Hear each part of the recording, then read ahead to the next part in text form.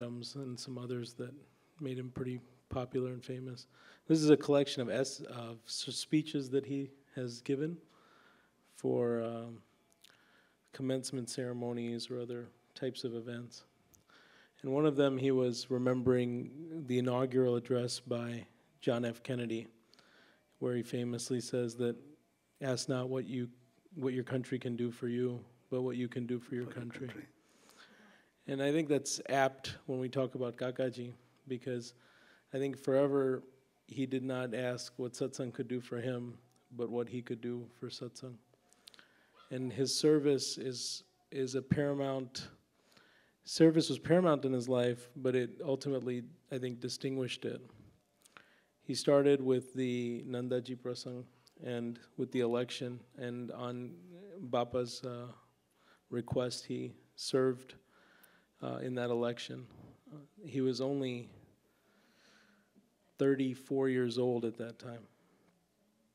After that, Rati Masa mentioned, that in between he also had much service in Africa and other areas, but Rati Masa focused on the support of the satsang at a time when they were really encouraging the development of young saints. And so that 51 sadhus was in 1961, right around when he was about 43 years old. So, and before that I skipped over the Chandan Prasang as well with the 51,000 rupees. So by the time he's 41, he would already be in our history books in satsang.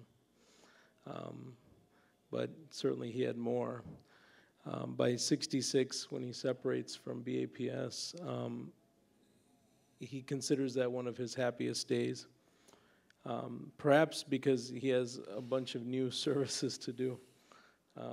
In terms of establishing the new centers, new mandirs, almost essentially from scratch, setting up the organizational framework for an entire group, a perpetuation framework for an entire group, an economic framework, even the nuts and bolts of sort of daily bread and daily food at that time.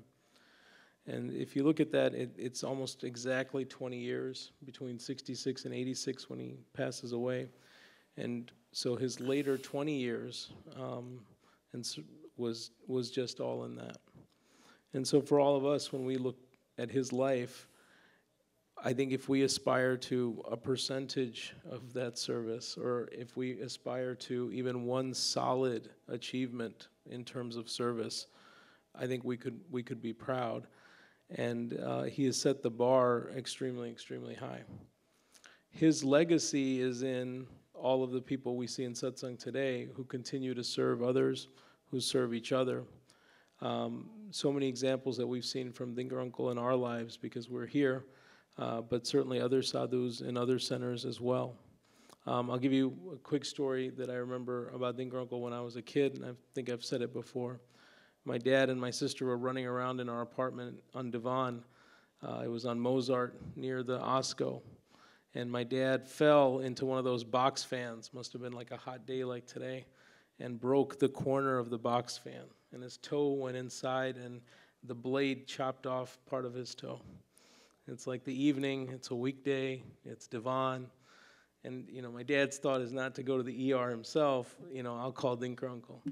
So he calls Dhingra Uncle, who drives from Waukegan, who has his own kids in Waukegan, who drives down to Divan and evening. And we lived on the 3rd floor, and I remember Dhingra Uncle carrying my dad on his back down 2 flights of stairs to take him to the doctor. So he drove from Waukegan, took him down 2 flights of stairs, and then took him to the doctor. This is the kind of service that I think forever inspires me.